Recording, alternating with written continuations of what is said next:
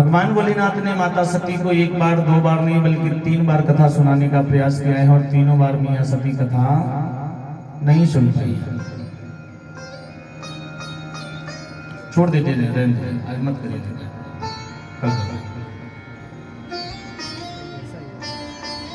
बोले कि 3 बार कथा सुनाने का प्रयास किया और तीनों बार मियां सती का मन कथा में नहीं लगा। पहली बार त्रेता युग की बात है सचा। एक बार भगवान भोलेनाथ जिस समय प्रभु श्री राम का अवतार हुआ था, राम और लक्ष्मण मियां जानकी तीनों वन में भटक रहे थे। प्रभु श्री राम का वनवास हुआ था। उस समय भगवान भोलेनाथ मियां सती को लेकर के जा रहे हैं कथा सुनाने के लिए। कहा रामचरितमानस में वर्णन आया है कि एक बार त्रेता युग माही शंभु गए कुंभ ऋषि माही। एक बार त्रेता युग माही शंभु गए कुंभ ऋषि माही। संग सती जग जननी भवानी, संग सती जग जननी भवानी। पूजे ऋषि अखिलेश्वर जानी, पूजे ऋषि अखिलेश्वर जानी। एक बार त्रेता युग माही शंभु गए कुंभ ऋषि माही। एक बार त्रेता युग माही शंभु गए कुंभ ऋषि माही। भगवान भोलेनाथ मियां सती को लेकर के जा रहे कथा सुनाने के लिए। उसी मार्ग से प्रभु श्री राम मियां जानकी का हरण हो चुका है। रावण मियां जानकी का हरण करके चला गया था। राम और लक्ष्मण दोनों वनवासी के रूप में वन में भटक रहे हैं। प्रभु श्री राम की बड़ी विचित्र स्थिति है। बिल्कुल पागलों की तरह जानकी को ढूंढ रहे हैं। हे खग हे मृग मधुकर्षणी तुम देखी सीता मिगनैनी। पक्षियों से पूछते हैं, लताओं से पूछते हैं। भगवान भोलेनाथ ने जब दूर से देखा तो दोनों हाथ जोड़ करके प्रणाम करते हैं, प्रभु मेरा प्रणाम स्वीकार करिए। ये देख करके मियां सती के मन में थोड़ा सा क्षोभ है। मियां सती भगवान भोलेनाथ से पूछती है कि स्वामी आप देवादिदेव महादेव हैं, फिर इस बनवासी को आप क्यों प्रणाम कर रहे हैं? भगवान भोलेनाथ कहते हैं कि मियां ये देवी तुम हमेशा पूछती थी ना कि आपके इष्ट देव कौन है, जानना चाहती हो, देखो ना यही मेरे इष्ट देव है। मियां सती को विश्वास नहीं हुआ ये कोई इष्ट देव हो सकते हैं। एक बनवासी के रूप में वन में भटक रहे हैं, ये कोई भगवान हो सकते हैं क्या, जो एक स्त्री के मोह में पड़ करके स्त्री के लिए इतने पागलों की तरह रुदन कर रहे हैं, विलाप कर रहे हैं, रो रहे हैं? ये कैसे भगवान है, कौन से भगवान? मैया सती को विश्वास नहीं हुआ। भगवान भोलेनाथ ने कहा कि देवी जो तुम्हारे मन अति संदेह तो तुम जाई परीक्षा ले हो। ये देवी यदि तुम्हारे मन में इतना ही संदेह है तो तुम खुद ही जाकर के क्यों नहीं परीक्षा ले लेती? मैया सती आज प्रभु श्री राम की परीक्षा लेने के लिए जा रही है। और परीक्षा लेने के लिए गई भी तो कैसे, स्वयं सीता का वेश बना करके जा रही है। सोच रही है कि ये सीता को ढूंढ रहे हैं, मैं सीता के रूप में जाऊंगी, मुझे सीता समझ करके मेरे पास आएंगे। उसी मार्ग में मियां सती सीता का वेश बना करके आगे आगे चलने लगी। राम जी ने जैसे मियां सती को देखा है, हाथ जोड़ करके प्रणाम करते हैं, पहचान गए कि ये सीता नहीं है बल्कि सती है। हाथ जोड़ करके प्रणाम किया, हे माता सती मेरा प्रणाम स्वीकार करिए। और आप अकेले घूम रहे हैं, स्वामी दिखाई नहीं दे रहे। मैया सती बड़ी लज्जित है, मन में सोचने लगी कि मैंने सीता का वेश बनाया और इस वेश में भी मुझे पहचान लिया। भगवान भोलेनाथ मुझे मना कर रहे थे लेकिन मैं उनकी बात न मान करके सीता का वेश बना करके आई और ये मुझे इस रूप में भी पहचान लिए। वापस लौट करके भगवान भोलेनाथ के पास पहुंचती है। भोलेनाथ ने मैया सती से पूछा, देवी ले लिया परीक्षा? अब तो विश्वास हो गया ना आपको कि वो प्रभु हैं, लेकिन ये नहीं पूछ रहे हैं कि आपने किस प्रकार से परीक्षा लिया है। मियां सती बिल्कुल मौन हो गई, कुछ बोल भी नहीं रही हैं। भगवान भोलेनाथ ध्यान समाधि में जाकर के देखते ही सब कुछ समझ गए कि मियां सती सीता का वेश बना करके गई थी।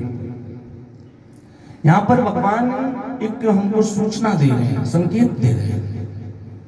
अगर आप भी घर में चाहते हो ना कि शांति बनी रहे, ध्यान से सुनेंगे, अगर चाहते हो कि घर में शांति बनी रहे तो दो परिस्थितियां होती हैं।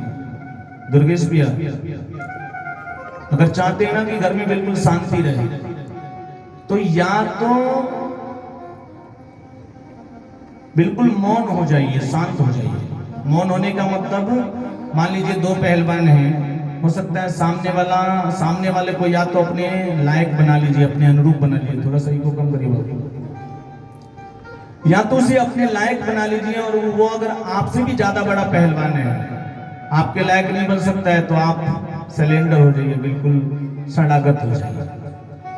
ये लाइट जल रहा है ना, इसमें दो फेस है, एक ठंडा और एक गर्म। अगर दोनों गर्म होगा तो क्या होगा? ब्लास्ट होना बिल्कुल तय है। भगवान भोलेनाथ ने सोचा कि अगर मैं सती से कुछ बात विवाद करता हूं तो बात खराब होगी, इसलिए भगवान भोलेनाथ बिल्कुल मौन हो गए और अपने मन में संकल्प करते हैं। आज भगवान भोलेनाथ ने संकल्प किया, शिव संकल्प कीन मन माही, यही तन सती भीट मोह नाही। हे देवी, आज आपने कितना बड़ा अपराध कर दिया। जिस सीता को मैं मां मानता हूं, उस मां का वेश बना करके गई। अब मैं तुम्हें किस रूप में स्वीकार करूं? अपनी पत्नी के रूप में स्वीकार करूं या अपनी मां के रूप में स्वीकार करूं? इसलिए आज ये संकल्प लेता हूं कि अब इस जीवन में तुमसे और मुझसे मिलन नहीं होगा। मैया सती को लेकर के भगवान भोलेनाथ वापस आए हैं, कैलाश पर्वत पे बैठे हैं। और आज कैलाश पर्वत पे बैठ के दूसरी बार फिर राम कथा सुनाने का प्रयास कर रहे हैं। उस बार भी मैया सती का मन कथा में नहीं लग रहा है। उस बार क्या हुआ सज्जनों? मैया सती आकाश में देखने लगी, सभी देवता लोग सुंदर सुंदर वस्त्रों को पहन करके, उनकी स्त्रियां बड़े सुंदर सुंदर आभूषणों को पहन करके विमान में बैठ करके कहीं जा रही है। मैया सती कथा में मन नहीं लग रहा है, ऊपर देख रही है और भगवान भोलेनाथ से कहती है, स्वामी ये सभी देवता लोग कहाँ घूमने जा रहे हैं? भगवान भोलेनाथ ने कहा, देवी आपके पिता दक्ष प्रजापति के वहां एक बहुत बड़ा यज्ञ हो रहा है। आपके पिता ने अपने वहां एक बहुत बड़े यज्ञ का आयोजन किया है, ये सभी देवता लोग उसी यज्ञ में जा रहे हैं। और मैया सती ने जैसे सुना कि मेरे पिताजी के वहां यज्ञ हो रहा है ना, मैया सती का भी मन विचलित हो गया। हाथ जोड़ करके प्रभु भगवान भोलेनाथ से कहती है, स्वामी मेरा भी मन कर रहा है, अगर आप आदेश करते तो मेरा भी मन कर रहा है, मैं भी अपने पिता के वहां यज्ञ में जाती।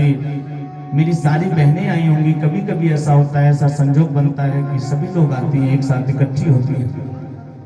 यहाँ पर मैं आप लोग को एक बात बताऊं, सिर्फ मैया सती ही नहीं बल्कि दुनिया की जितनी भी माताएं हैं, उन सभी माताओं का अपने मायके के प्रति एक विशेष लगाव होता है। जब वो ससुराल से मायके जाती है ना, तो घर से 10,000 रुपए लेके जाएंगे और ले जाके सब उड़ा के चली जाएंगे। किसी को बताएंगे नहीं कि मैं 10,000 लेके गई थी और वहां मायके में उड़ा के चली जाएगी। लेकिन उधर से आते समय जब वो आएंगी ना और उनकी माता जी वस्त्र उनको विदाई में देंगी, 500 रुपया दे देगी, तो आकर के पूरे मोहल्ले में देखेंगे, देखो हमार माई देवसी आओ तो रही है ना, देख ला एक साड़ी दे लिया, पैसों दे ले बड़ी, हम सबको बताएंगे। हर माता जी का अपने मायके से एक विशेष लगाव रहता है। मैया सती को जब पता चला कि भगवान भोलेनाथ से निवेदन कर रही है कि प्रभु अगर आप आदेश करते तो मेरा मन कर रहा है, मैं भी चली जाती अपने पिता के वहां यज्ञ में यज्ञ देख करके वापस चली आऊंगी। भगवान भोलेनाथ मैया सती से कहते हैं कि देवी बिना बुलाए कहीं नहीं जाना चाहिए, बिना बुलाए जाने से अपमान होता है। मैया सती भगवान भोलेनाथ से बड़ा सुंदर तर्क करती हैं और कहती है कि स्वामी संसार में 3 ऐसे स्थान हैं जहां पर बिना बुलाए जाने से भी कोई दोष नहीं लगता है।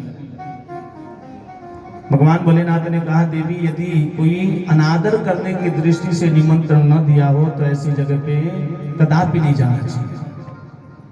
वो स्वामी जी कहते हैं कि आवत ही हर से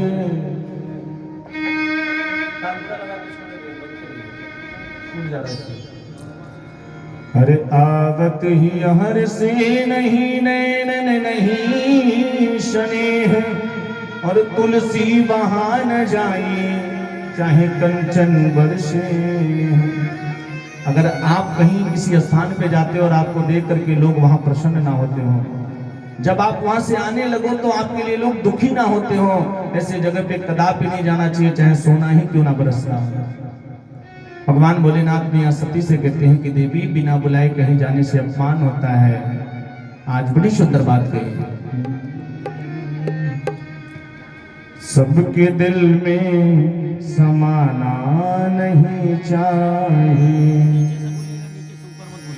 सबके दिल में समाना नहीं चाहिए, सबके दिल में समाना नहीं चाहिए, खुद को तोहफा बनाना नहीं चाहिए, खुद को तोहफा बनाना नहीं चाहिए, सबके दिल में समाना नहीं चाहिए, सबके दिल में समाना नहीं चाहिए, खुद को तोहफा बनाना नहीं चाहिए, खुद को तोहफा बनाना नहीं चाहिए। और श्री राधे सभी लोग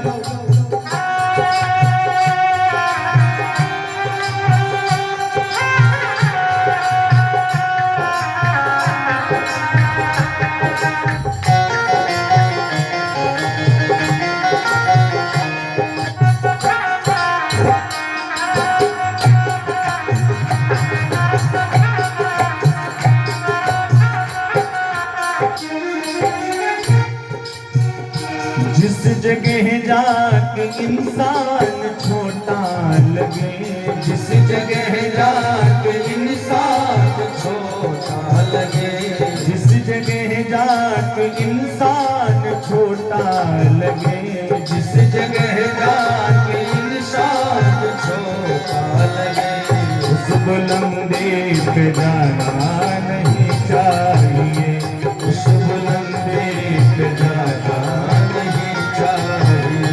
सबके दिल में समाना नहीं चाहिए, सबके दिल में समाना नहीं चाहिए, खुद को तोहफा बनाना नहीं चाहिए, खुद को तोहफा बनाना नहीं चाहिए, खुद को तोहफा बनाना नहीं चाहिए, खुद को तोहफा बनाना नहीं चाहिए। भगवान भोलेनाथ कहते हैं कि देवी बिना बुलाए कहीं नहीं जाना चाहिए। मियाँ सती ने कहा कि प्रभु संसार में 3 ऐसे स्थान हैं जहां पर बिना बुलाए जाने से भी कोई दोष नहीं लगता। कौन कौन सा? पहला, अपने गुरु के वहां जाने के लिए किसी भी प्रकार के निमंत्रण की आवश्यकता नहीं है। अगर आपके गुरु जी के वहां कोई यज्ञ हो रहा है, कोई कार्य हो रहा है और निमंत्रण नहीं भी मिला है, आपको सूचना मिल गई, तो बिना बुलाए जाने से भी कोई दोष नहीं लगता है। दूसरा, यदि कहीं कोई कार्य हो रहा है भगवान का, सत्संग हो रहा है, यज्ञ हो रहा है, कीर्तन हो रहा है, कथा हो रही है, आपके ग्राम सभा में कथा चल रही है ना, तो बहुत सारे लोग ऐसा भी सोचते होंगे कि भाई बाबू साहब ने हमसे नहीं कहा है तो हम क्या करने जाएं। मैं आपको बताऊं, यज्ञ जगदीश का होता है और जगदीश समस्त संसार के होते हैं। यज्ञ में कभी भी निमंत्रण का इंतजार नहीं करना चाहिए। ऐसे स्थानों पे बिना बुलाए जाने से कई गुना ज्यादा पुण्य फल की प्राप्ति होती है। और तीसरा, अपने पिता के वहां जाने के लिए, अपने जनक के, वो हमारे जनक है ना, अपने पिता के वहां जाने के लिए भी किसी प्रकार के निमंत्रण की कोई आवश्यकता नहीं होती है। मैया सती की बातों को सुनकर के भगवान भोलेनाथ ने कहा, देवी बात तो तुम ठीक कह रही हो, ठीक है, यदि आपकी इच्छा है तो जाइए, लेकिन नंदी को मैं आपके साथ भेजता हूँ। नंदी को भगवान भोलेनाथ ने आदेश किया कि जाओ, माँ को अपने साथ में लेकर के जाओ और यज्ञ दिखा करके पुनः वापस अपने साथ लेके आ जाना। नंदी आज मियाँ सती को लेकर के जा रहे हैं दक्ष प्रजापति के यज्ञशाले के पास, जिसे मियाँ सती पहुंची। तो सबसे पहले जनक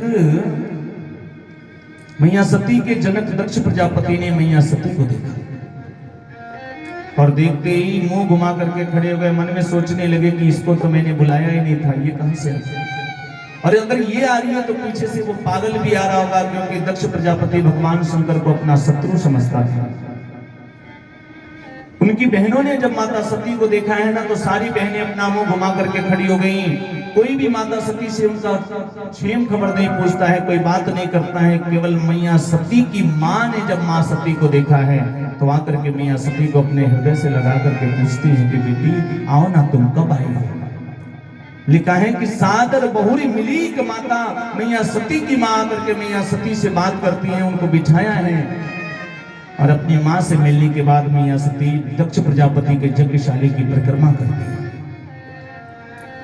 उस यज्ञशाली की परिक्रमा करने के बाद जैसे यज्ञशाली को प्रणाम किया है, प्रणाम करके यज्ञशाली के अंदर मैया सती ने प्रवेश किया तो देखती क्या है कि उस यज्ञशाली में सभी देवताओं का स्थान सुरक्षित है, सभी देवताओं के कलश रखे गए हैं, लेकिन भगवान भोलेनाथ का कहीं पे भी कोई स्थान नहीं दिया गया है। उस यज्ञ में भगवान भोलेनाथ का कोई कलश नहीं रखा गया है, रुद्र कलश की स्थापना नहीं हुई है।